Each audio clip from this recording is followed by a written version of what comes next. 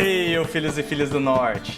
Nesse terceiro vídeo aqui de como se fazer hidromel, eu vim falar sobre como você pode baratear aí o processo de produção do seu hidromel caseiro sem comprometer muito a qualidade final do produto. Então a gente vai ver como a gente faz para substituir alguns daqueles equipamentos de produção profissional de hidromel sobre os quais eu falei nos vídeos passados, por alguns equipamentos mais baratos que não vão comprometer a qualidade final do produto quando se trata de hidromel caseiro. Esse é um território um pouco tênue a se trilhar, porque ao mesmo passo que eu quero que o hidromel seja o mais acessível possível para vocês fazerem em casa, aí, brincarem com as receitas, experimentarem, também não quero que o produto final que vocês tenham seja um produto porcaria, ruim, e vocês até pensem que o hidromel é um produto ruim por causa de economia mal feita. Então a gente vai ver economia, onde a economia pode ser feita sem comprometer o sabor final. Inclusive, uma fortíssima recomendação é que antes de você começar a fazer suas receitas de hidromel em casa, você experimente um hidromel feito aí por produtores profissionais para você saber o que um hidromel de verdade é, o sabor que um hidromel de verdade tem que ter. Inclusive, vou fazer uma fortíssima recomendação: os hidroméis Arven são deliciosos, excelentes, um dos melhores hidroméis que você encontra aqui no Brasil.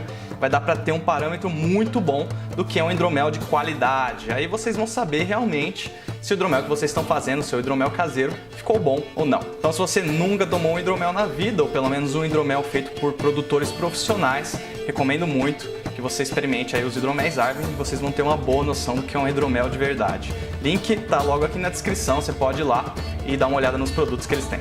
Enfim, nesse vídeo aqui eu não vou falar sobre o processo de produção em si, eu já expliquei isso passo a passo no vídeo passado, então caso você não saiba sobre o processo de produção ou sobre os equipamentos que eu já falei, assista os dois últimos vídeos dessa minissérie aqui, que eles vão explicar quais são os equipamentos, todos os conceitos e o processo de produção. Aqui eu só vou falar como você pode substituir certos equipamentos e ainda ter um hidromel muito gostoso no final. Bom, vamos começar falando aqui sobre os equipamentos essenciais, aqueles que não dão para ficar sem para se fazer um bom hidromel. Os equipamentos essenciais são os equipamentos de controle, as ferramentas de controle do seu hidromel, que são o que no caso? Seria aí o densímetro, o termômetro e a balança. Densímetro é completamente essencial, sem ele você não faz ideia do que está acontecendo ali na fermentação. Você não sabe quanto de açúcar tem no seu hidromel inicialmente, você não sabe quanto de álcool vai ter no final, quanto de açúcar vai ter no final, se esse hidromel vai ser doce, se ele vai ser seco, semi-seco, você não sabe nada disso sem um densímetro. Então o densímetro é completamente essencial, não dá para fazer hidromel sem um densímetro aí, para você ter uma ideia de como a fermentação está ocorrendo, que tipo de hidromel você vai ter no final.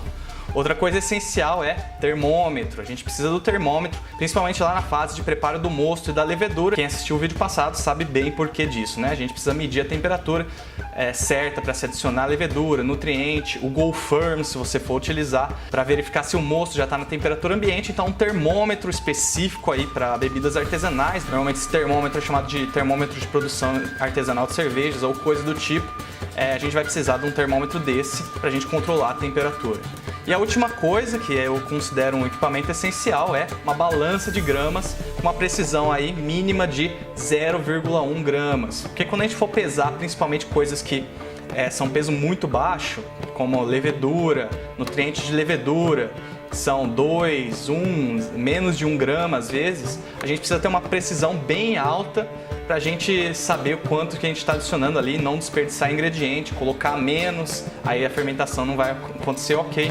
Então a gente precisa de uma balança bem precisa para a gente conseguir medir todos esses ingredientes. Então esses três equipamentos de controle são completamente essenciais. Mas então o que dá para improvisar aí para a gente baratear o custo de produção sem comprometer o produto final? Bom, a primeira coisa que dá para baratear é o fermentador primário, né? Aquele baldão de plástico. Esse equipamento, na verdade, é um dos mais baratos que tem na lista de equipamentos de produção de hidromel, então não vai pesar muito no seu bolso para começo de conversa. Mas a verdade é que qualquer balde plástico que você tenha, pode ser balde de limpeza mesmo, desde que ele tenha o volume certo para caber todo o hidromel, né? No mínimo, do mínimo aí seria 5 litros. Aí você pode usar qualquer balde plástico, desde que ele esteja muito bem lavado, muito bem higienizado. Mas então, nesse quesito, qualquer balde de plástico pode servir como fermentador primário, desde que você consiga ali tampar a bocal dele com um pano e passar um elástico em volta, que é o que se faz no processo de produção. Então, desde que você consiga fazer isso, qualquer balde plástico que caiba o líquido tá valendo como fermentador primário. Uma coisa que é caríssima e dá para se substituir são os garrafões de vidro. Esses garrafões de vidro são incompreensivelmente caros por algum motivo.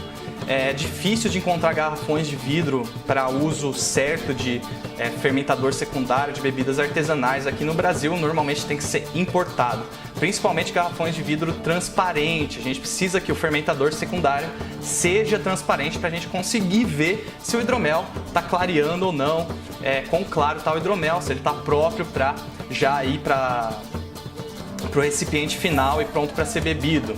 Porque, como eu falei no vídeo passado, né, a gente não bebe hidromel enquanto ele ainda estiver turvo, porque ele está poluído. Então você precisa sim de um equipamento transparente, né, um garrafão transparente como fermentador secundário para você ver esse clareamento. Ele não necessariamente precisa ser de vidro, no entanto. Esses garrafões de vidro, como eu disse, eles são muito caros.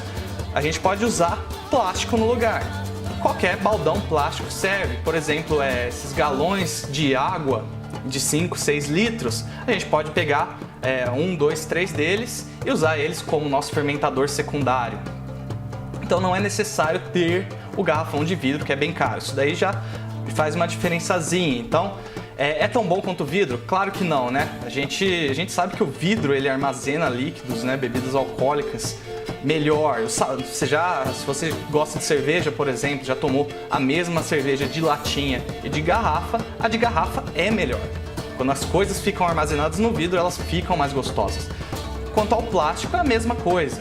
Não existe cerveja aqui no Brasil que é colocada no plástico, mas a época que eu fiz intercâmbio lá para a França, lá na Europa, algumas cervejas mais baratas eles colocam no plástico e realmente você vê que faz uma diferença grande, a diferença entre o vidro e o plástico.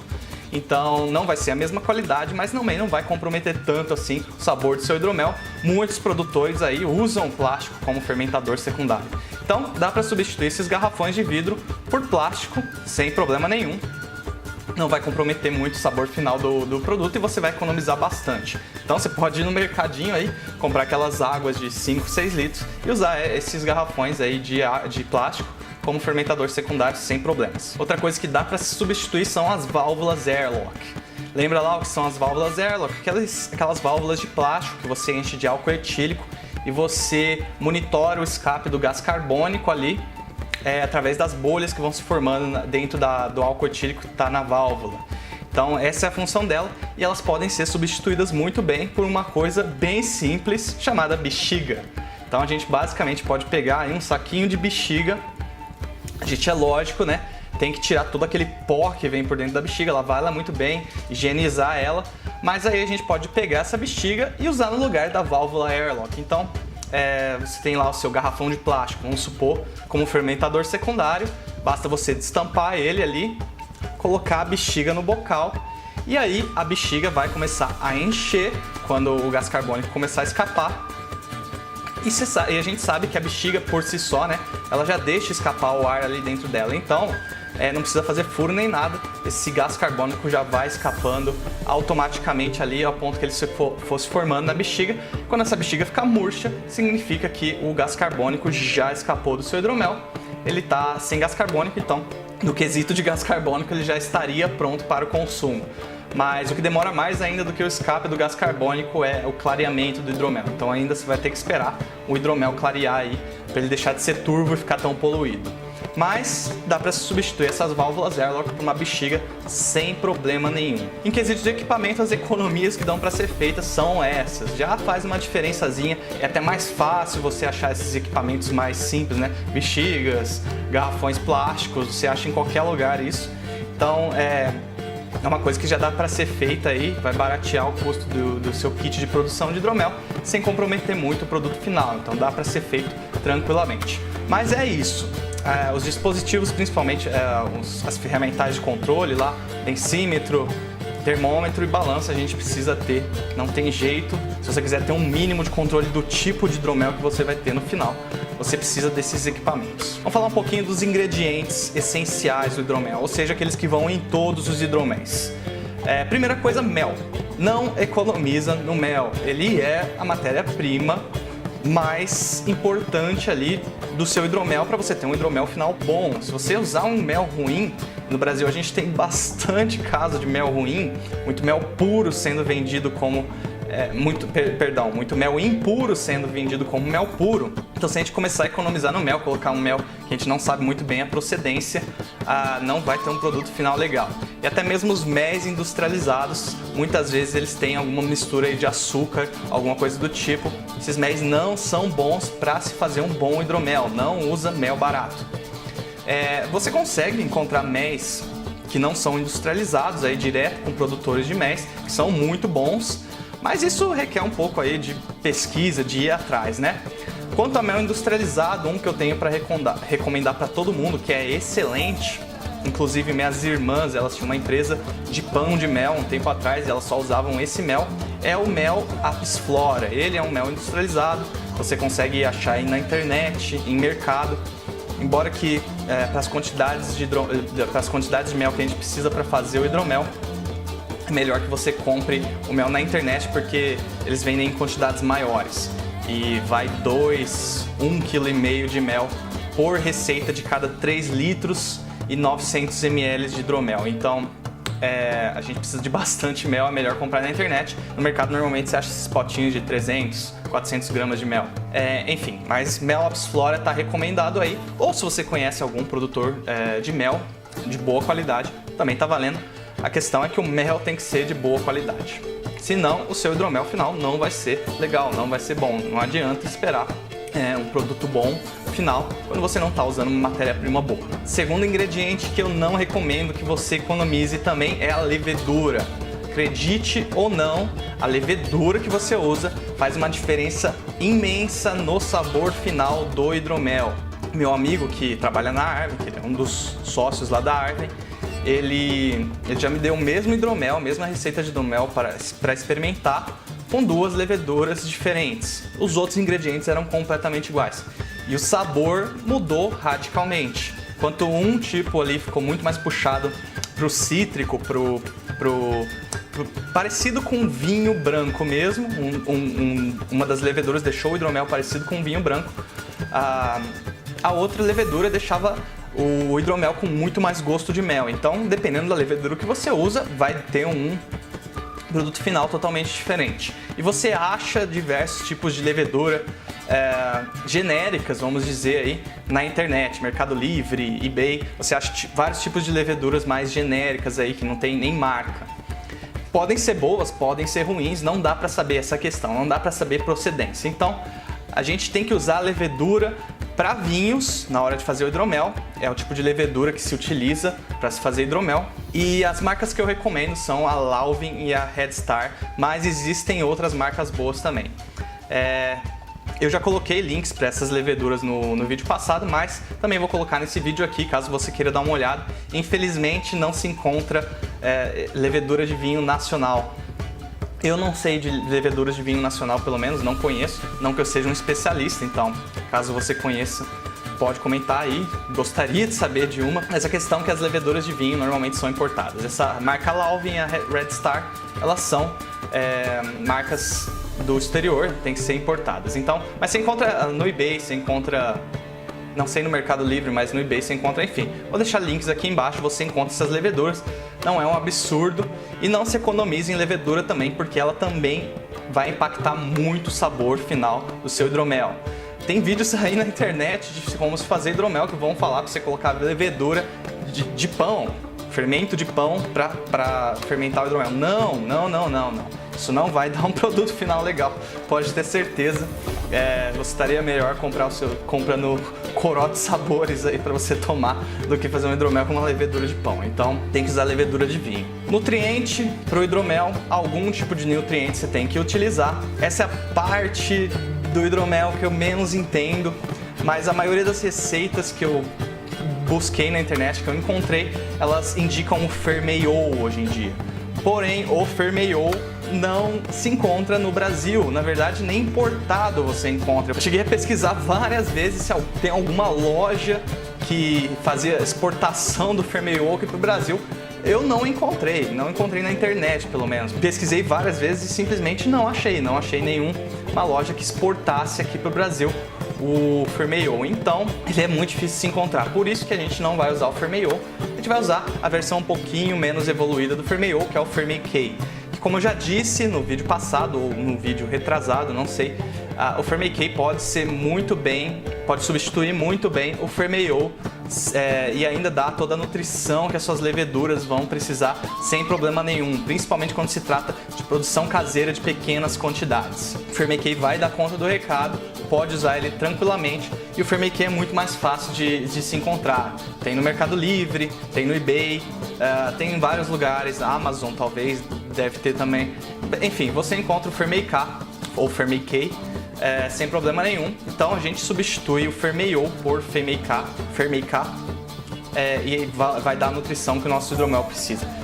Não recomendo fazer sem nutrientes. Pode ser que a levedura dê conta ali de fazer a fermentação sem você adicionar nutrientes? Pode sim, pode, é possível. Principalmente se você aerar bastante o mosto, talvez você consiga. Mas a questão é, caso falte nutriente, a fermentação vai parar e você vai perder o produto que você tem ali. Talvez tenha alguma maneira de recuperar, eu não pesquisei sobre isso, porque normalmente eu nunca precisei fazer isso antes. Mas a questão é que se você usar o nutriente, você garante que a fermentação vai ocorrer ok e você vai conseguir ter o seu produto final lá do jeito que você queria. Então, não recomendo que você não utilize pelo menos o FirmeK aí na hora de fazer o seu hidromel. Pelo menos algum tipo de nutriente você tem que ter. Existem vários outros tipos, fiquem à vontade para pesquisar sobre outros tipos de nutriente. Tem nutrientes genéricos também, mas a questão é o seguinte, né? Quando se trata de coisa genérica, a gente não sabe a procedência. Então eu não posso recomendar esse tipo de coisa, eu prefiro ir no certo do que no incerto. Por isso que eu recomendo aí que você utilize o FirmeK. Nos vídeos passados eu também falei sobre o GoFirm, que é aquele tipo de nutriente que a gente adiciona na levedura antes da gente adicionar a levedura ao nosso mosto. O GoFirm, ele é basicamente um esteroide aí para suas leveduras. Ele vai garantir que elas fiquem fortonas ali, pronta para atacar a mistura de mel e água e fazer a fermentação. Então ele ajuda a fermentação a ocorrer mais facilitadamente, vamos dizer. Ele garante que sua levedura desde o início ali vai estar bem nutrida, pronta para fazer a fermentação. Porém, ele também é difícil de ser encontrado. Então, nesse caso aqui, ele ajuda, mas ele não é essencial, o GoFirm. Dá para fazer hidromel sem, sim, desde que você utilize o nutriente, o FirmeK, durante o processo de fermentação, nas horas lá que eu mencionei nos vídeos passados. Então, o GoFirm não é essencial. Eu encontrei um link de um vendedor do exterior que exporta o GoFirm para o Brasil. Talvez tenha mais, mas é um link da Amazon. Eu vou deixar o link aí para você comprar o GoFirm se você quiser aqui no vídeo. Mas ele é difícil de ser encontrado também, esse GoFirm. Por isso que, como ele não é tão essencial assim, dá para se fazer. Você pode dispensar a utilização do GoFirm. Ele ajuda sim a garantir a fermentação, mas sinceramente, adicionando-se lá o FirmeK na sua levedura, você também consegue fazer a fermentação sim do hidromel, principalmente se você fizer a aeração certinho, sem o GoFirm. Mas enfim, né? Tá aí, caso vocês queiram utilizar também. Também falei um pouco sobre o metabisulfito de sódio e o sorbato de potássio, eles que vão matar as leveduras ali na hora que a gente quiser que a fermentação se encerre, então eles são sim necessários. Mas esses dois componentes podem ser de qualquer laboratório, não faz muita diferença, são componentes bem simples assim. Você pode comprar de qualquer lugar e seguir as instruções do fabricante sobre quais quantidades você tem que usar para a quantidade de hidromel que você está fazendo. Outra coisa que eu não mencionei nos vídeos passados, mas que é um componente químico aí que você vai encontrar em diversas receitas do livro de hidromel, caso você tenha feito o download, o livro de receitas de hidromel, é uma tal de pectinase. O que é essa pectinase? Quando você vai fazer hidroméis que vão fruta além de mel, meloméis ou então meteglins, que vai fruta e especiarias, enfim, qualquer hidromel que também vá fruta na receita. Essas frutas elas contêm um carboidrato que se chama pectina. E a pectina, na hora que a gente está querendo clarear o nosso hidromel lá, ela deixa o hidromel turvo por muito tempo. Então quando a gente adiciona fruta ao nosso hidromel, a gente quer que ele fique clarinho, despoluído para a gente beber, a gente coloca uma enzima, a pectinase, ela é uma enzima que vai quebrar a pectina e aí ela ajuda a clarear o hidromel. Então, nas receitas que vão fruta no hidromel, recomenda-se a pectinase. Ela também não é tão fácil de se encontrar aí, mas eu encontrei importada também, não encontrei nenhum laboratório brasileiro que vende essa enzima, mas caso você queira fazer meloméis, hidroméis que vão fruta, você precisa dessa enzima aí para quebrar a pectina e ajudar a clarear o hidromel. Mesmo assim vai demorar o processo de clareação. A questão é que se você não usar a pectinase, ele vai ficar turvo por muito tempo, vai demorar muito tempo ali para ele clarear. Eu encontrei, como eu disse, né, a pectinase importada. Vou colocar o link aí também, caso você queira seguir uma das receitas que envolvem fruta. Precisa adicionar essa enzima aí para você, se você quiser ter um hidromel clarinho e despoluído no final. Bom, pessoal, era isso que eu tinha para falar basicamente sobre como baratear o custo de produção do hidromel sem comprometer a qualidade do produto final. Então eram essas dicas que eu tinha para passar, espero que vocês tenham gostado bastante, espero que elas tenham sido úteis e espero que vocês comecem também a fazer as primeiras receitas de hidromel aí em casa. Me fala como ficou depois, hein? Fica com Thor, um forte abraço e até a próxima!